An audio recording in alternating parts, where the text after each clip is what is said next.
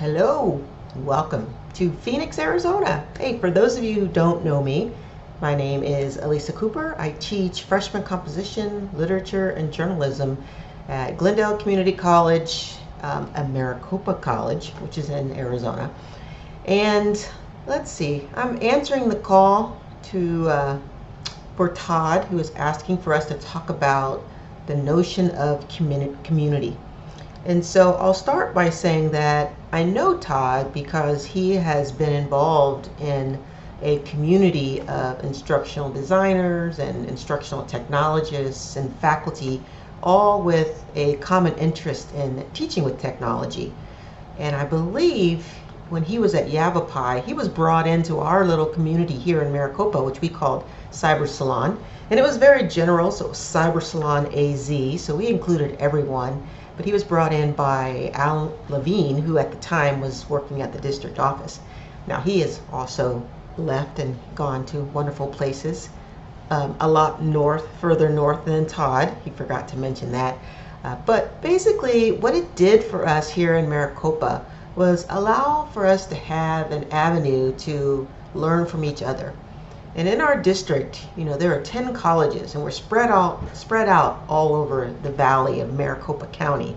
And, it could take an hour to go from one campus to another, maybe longer during traffic.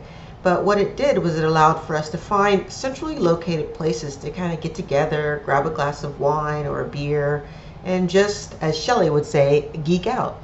I mean, in the beginning, we really had a community that met regularly.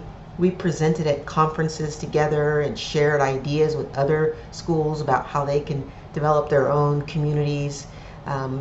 We definitely enjoyed the camaraderie around the table with some refreshments, as you would say. But it really made us all closer, and it made us think of each other as friends. But whenever we had questions, just like now, or needed anything, Todd's reaching out and saying, hey, talk to us about, community and what it means to you. And that still happens. Cyber Salon was most active over 10 years ago. When I searched for the website that it turned out that I created, I forgot that I had done that.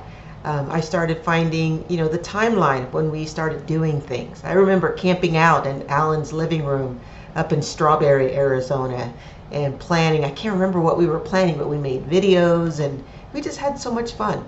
So community is a great thing. What's really interesting about right now is that community has played a really important part with how we gather now, because with COVID, we all kind of ran into our rooms. I'm in my room right now, closed door. And at first, it was kind of like, oh, we're all by ourselves. But what it has done, at least at my college, it has provided us opportunities to create new learning communities. I mean, I can recall just 2 years ago, 3 years ago, where our department rarely met. I rarely saw them.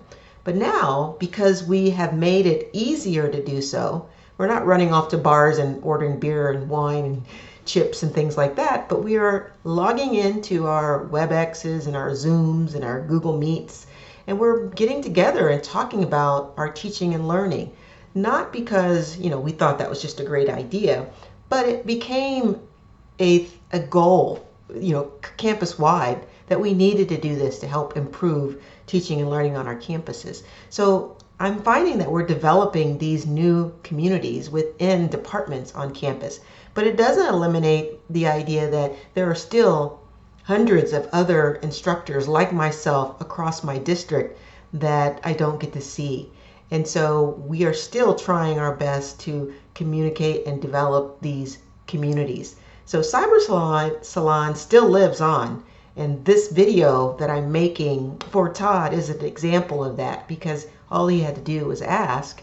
Of course, I will say that I was intrigued or alerted to the need by the headline that said Wi-Fi and beer. And of course, I raised my hand and said, I'm in. And so hopefully we will actually get to do that again, where we will sit around a table in a common location. But community is definitely important. And I think that if I were to say what I've learned most or how I've learned most in my 30 years of teaching, it was because of this community where I can ask all kinds of questions and meet with people and share ideas and see their ideas as well.